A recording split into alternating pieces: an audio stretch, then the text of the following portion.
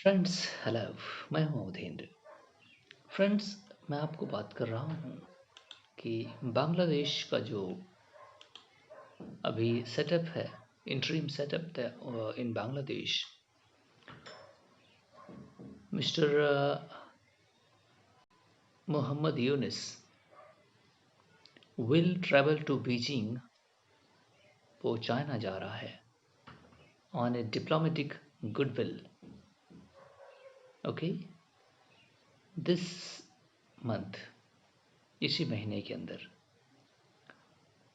मतलब है 10-12 दिनों में, आज इंडिया के साथ एक फ्रॉस्टी रिलेशनशिप है इस समय।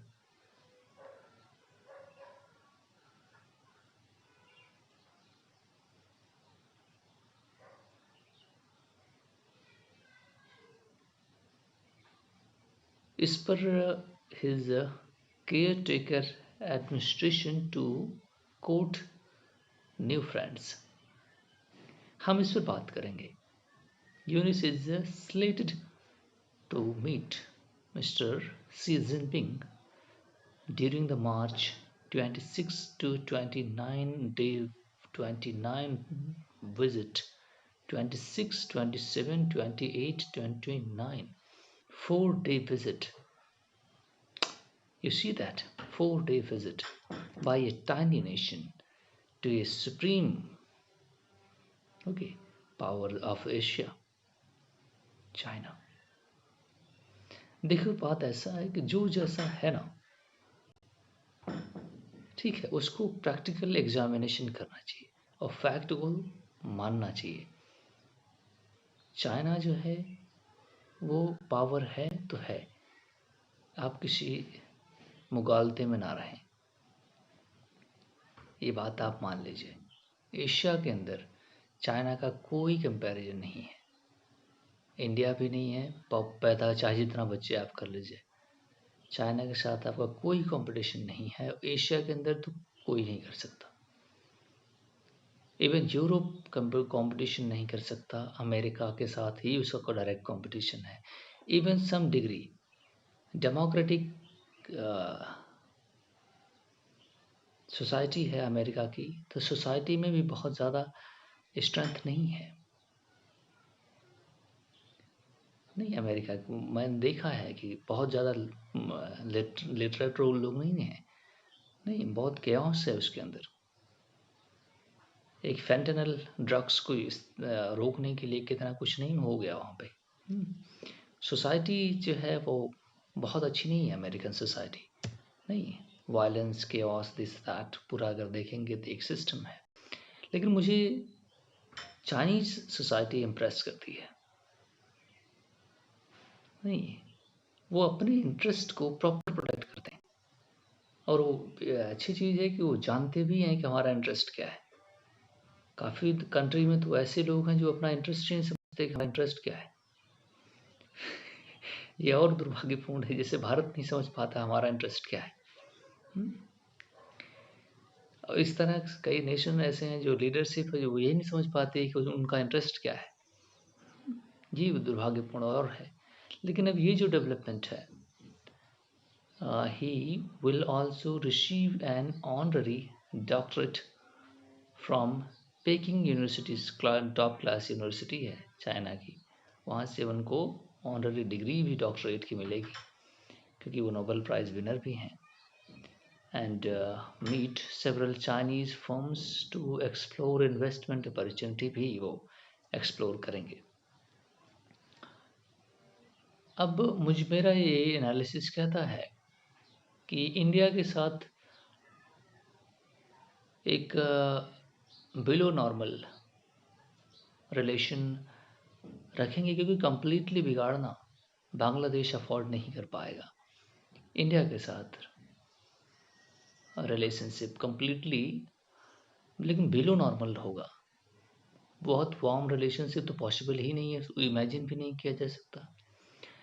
लेकिन क्योंकि वहाँ पे डेमोक्रेटिक फोर्सेस नहीं होंगी, इलेक्शन अगर होगा भी तो डेमोक्रेटिक फोर्सेस नहीं होंगी, क्योंकि वो जो वहाँ पे सेटअप बन रहा है वो ठीक नहीं है। सारे क्रिमिनल्स को उसने जेल से निकाल दिया, सभी को माफ पार्डन कर दिया, पूरा सिस्टम उसने चेंज कर दिया है। एंटी इंडिया, एंटी हसीना गवर्नमेंट नहीं सेंटिमेंट चलाया हुआ है। मुझे क्लियर पता नहीं है कि बांग्लादेशी पीपल क्या सोचते हैं, है ना। लेकिन ये मुझे पता है कि किसी भी सोसाइटी में 100% लोग एक ही तरफ नहीं होते, है ना। कुछ न कुछ उनकी constituency of goodwill of madam Hasina जरूर होगी, और इंडिया के लिए भी सारे बांग्लादेशी एंटी इंडिया नहीं होंगे, ये भी मेरा अटूट मानना है।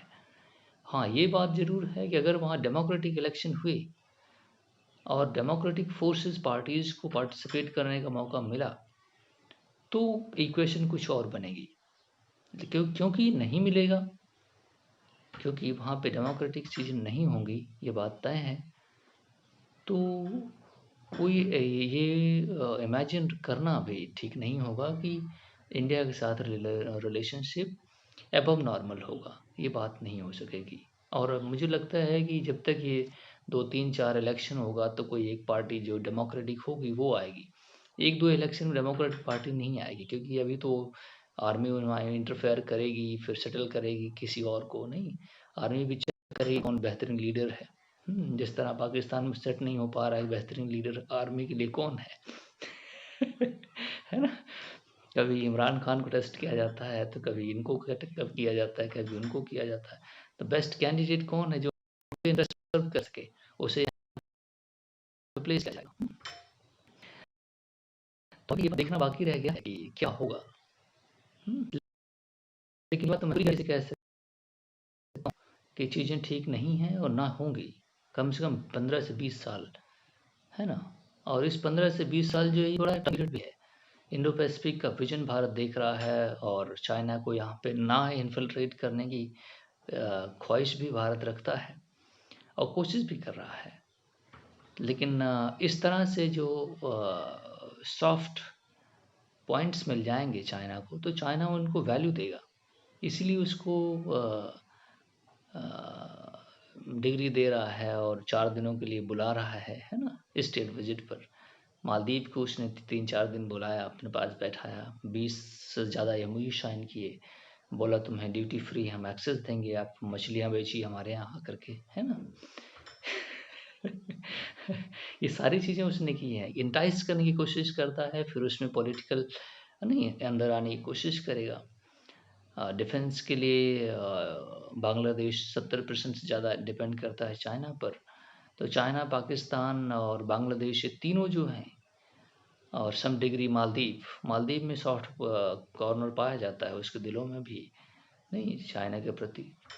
और कंप्लीटली हम देख रहे हैं श्रीलंका भी कहता है कि बैलेंस करेंगे हम। That means some degree India के इंटरेस्ट को और ओवरलैप करेगा चाइना के साथ। बैलेंस करने का काम भी नहीं होता है। आप छोटे छोटे इकोनॉमी हैं, कुछ कुछ मिलियन बिलियन के, आप क्या बैलेंस करेंगे। आपकी जो एम्बिशंस है इंडिया उसे फुलफिल नहीं कर सकता, लेकिन आप बैलेंस करने की कोशिश कर रहे हैं। कौन से तुम्हारे बैलेंस मुझे समझ नहीं आता। छोटे छोटे तुम 6 लाख पॉपुलेशन है मालदीव की, तुम्हारा कुछ मिलियन, तुम कौन सा बैलेंस करोगे भाई। मुझे बात, छोटी छोटी पॉपुलेशन है, तुम एक मतलब डिस्ट्रिक्ट से भी छोटे हो, क्या बैलेंस तुम्हें करना। तुम्हारी कौन सी नीड है, लेकिन तुम्हें पॉलिटिकल सिग्निफिकेंस तुम्हारा है, इसलिए तुम्हें बैलेंस करने की ज़रूरत पड़ रही है। बेवकूफ़ी है ये। हमें तो कहता है भारत को तो कम्प्लीटली उसमें एंगेज करना चाहिए। आज इस छोटे से स्टेट के कम्युनिटी डेवलपमेंट प्रोजेक्ट भारत करता भी है कि to infiltrate into the goodness of society, वहाँ उस लेवल पर खेलता है। तो ये चीज़ें हैं। बांग्लादेश में सारी इन्वेस्टमेंट बुरी तो नहीं है, लॉन्ग टर्म में अ, बेकार नहीं जाएगा हमारी गुडविल। लेकिन हाँ, ये 20 सालों में काफ़ी कुछ चेंज होगा, है ना। इंडिया मुझे मालूम है कि विजिलेंट तो होगा ही, इतना बेवकूफ़ लोग हमारे यहाँ नहीं है ना। हर चीज़ें तो चेक कर ही रहे होंगे। तो लेकिन हाँ, चाइना कोशिश करेगा कि सम डिग्री वो इन्फिल्ट्रेट इंडिया के बैकयार्ड में करे। चाइना इंडिया को फुल स्पेस नहीं देगा, है ना। वैसे कभी वो कह रहा है कि 2003 ईयर से हमारा बड़ा फ्रेंडली रिलेशन। अभी कल के डेट में मिस्टर मोदी ने जब स्पीच दिया है अभी किसी पॉडकास्ट में, तो चाइना ने उधर उधर से कहा है कि हाँ हम बहुत अच्छे हैं, और स्ट्रेटजिक गाइडेंस मिला है। कजान में जो मीटिंग हुई है मिस्टर मोदी सी के बीच में, तो वहाँ से हमें एक स्ट्रेटजिक गाइडेंस मिला है कि हमें अपने रिलेशनशिप को किस तरह से आगे परस्यू करना है। तो उसी गाइडेंस गाइडेंस क्या होगा, वही 5 प्रिंसिपल होंगे, non interference, this and that, हम पहले से अग्रीमेंट साइन हुआ है। लेकिन चाइना कौन सा एग्रीमेंट मानता भी है? है ना? चाइना जब मन करे, ताकतवर लोगों की यही सबसे बड़ी बात होती है कि वो जब भी मारने दौड़े, है ना? जब तक वो शांत बैठे तब तक ठीक है। है ना? पीस है तो क्योंकि वो चाहता है। अगर पीस भारत क्या अटैक करेगा चाइना पर, कर सकता है, कदाचित हिम्मत ही नहीं कर सकता, सोच भी नहीं सकता। हाँ चाइना कर सकता है, बिल्कुल कर सकता है, क्योंकि वो ताकत में है ना? लेकिन कमज़ोर आदमी कभी अटैक करने की कोशिश नहीं कर सकता। जैसे अभी श्रीलंका कभी कोशिश करेगा भारत पे अटैक करने की, वो क्वेश्चन ही नहीं हो सकता। हुँ। और पाकिस्तान कोशिश करेगा कि उसने किया भी। हुँ। लेकिन वो तो एक बदतमीज़ है ना? ये बेवकूफ़ी की निशानी होती है। लेकिन ये ओवरऑल ये है कि ये जो अप्रोच है ये मिस्टर यूनिस में अगर ज़रा आप देखें तो इंडिया के प्रति उनके स्टेटमेंट में कभी भी लेनियंसी नज़र नहीं आती भारत के प्रति।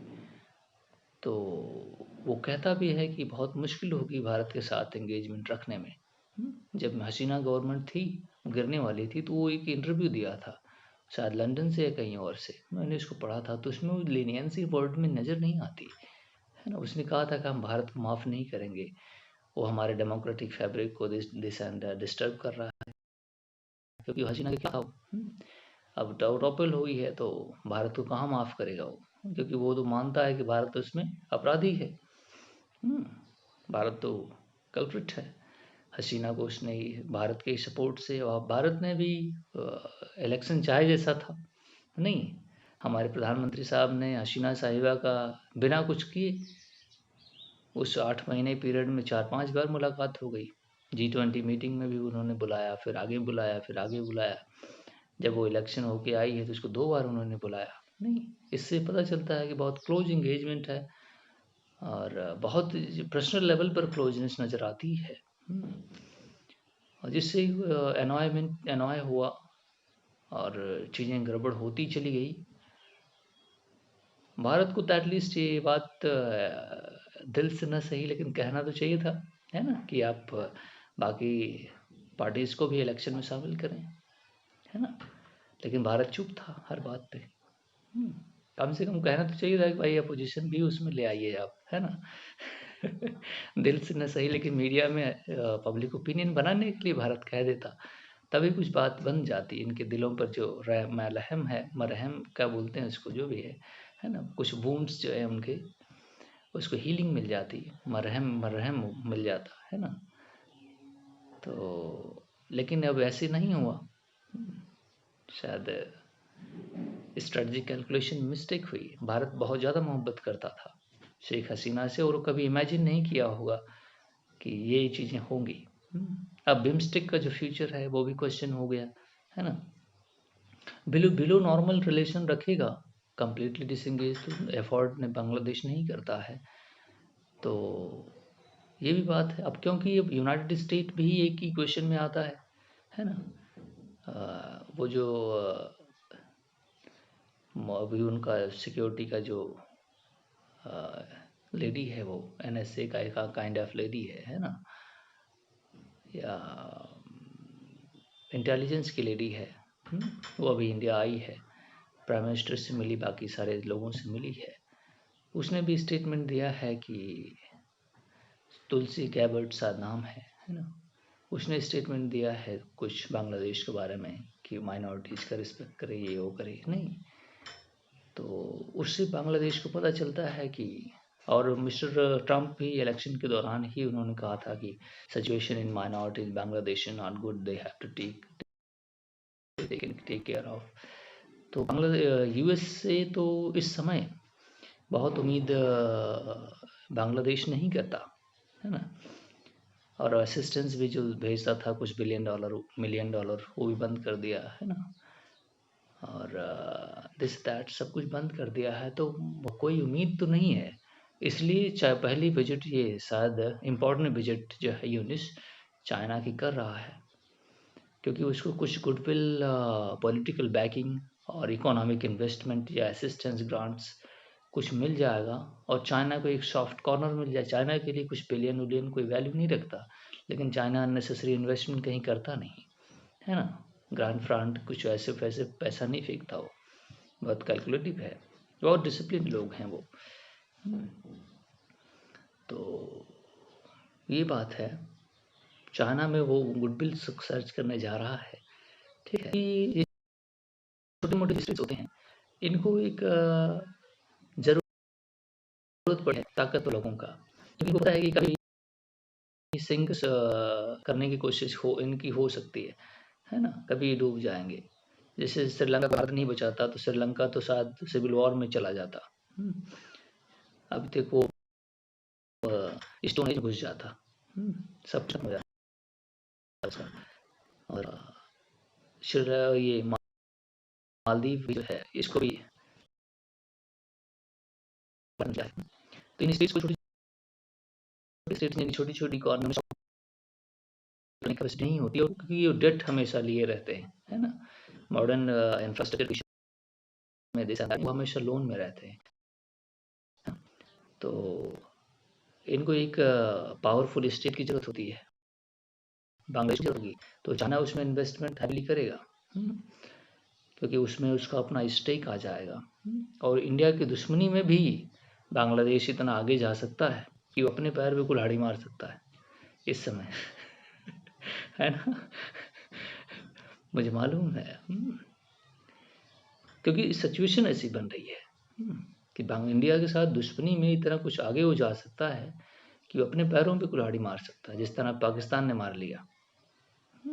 पाकिस्तान में आप समझिए कि किस तरह बुरे तरीके से फंस गया है डेट में। लेकिन वो सवाल ये है कि चाइना के उसके ऊपर तो ऐसी चाबुक पड़ रही है पाकिस्तान पर कि वो दर्द सहते हुए भी झेल रहा है और कह भी नहीं सकता कि मुझे दर्द हो रहा है ये उसकी सिचुएशन है, क्योंकि उसका मित्र ही उसको मार रहा है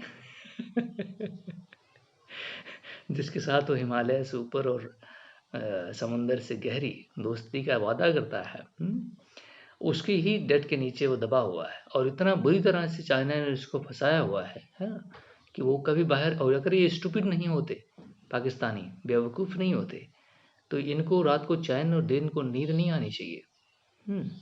देखिए, क्योंकि ये बेवकूफ़ हैं, रियली बेवकूफ़, सब बेवकूफ़ है, कोई उसमें होशियार आदमी नहीं है कि वो उस बात को कैलकुलेट कर सके कि वो कितना मुश्किल में है ना। और चैन और सुकून में सब जिए जा रहे, है ना। 22,000 से ज़्यादा उनके सिविल सर्वेंट डुअल सिटीजनशिप में हैं, क्योंकि अगर ये कभी डूबेगी तो भागेंगे वो यहाँ से छोड़ करके, क्योंकि बहुत मुश्किल में है पाकिस्तान। मुझे पूरा विश्वास है कि एक दिन बहुत बुरा फंस जाएगा ये। और जो इन्वेस्टमेंट है वो ट्रांसलेट नहीं हो रही है, CPEC जिस पे वो क्लेम करता है सीना पीट करके, नहीं बहुत तगड़ी चीज़ है, ये है वो है। और उसका जो डेट पेमेंट है, जो इनकम है, वो डेट पेमेंट से नीचे है, तो आप डेट पेमेंट कभी कर ही नहीं सकते। इन्वेस्टमेंट जो तो उसने किया है, जो अभी एयरपोर्ट बनाया है, कोई एयरपोर्ट उसने अभी बनाया है ना ग्वादर के पास, भाई साहब वहाँ एक प्लेन आ ही नहीं रही, पूरे 9 महीने 10 महीने से ज़्यादा हो गए, 2-4 प्लेन वहाँ उतरी जो कि कॉमर्शियल नहीं होंगी वो, है ना। कॉमर्स वहाँ है ही क्या,